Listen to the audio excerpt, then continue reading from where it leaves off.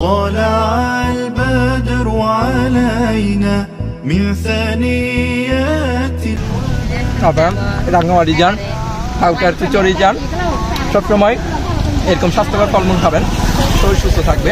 Chips, Sprite এসব আজে বাজে খানা খাওয়ার কোনো দরকার নেই। টাকা শুধু শুধু নষ্ট, পেট নষ্ট, শরীর নষ্ট।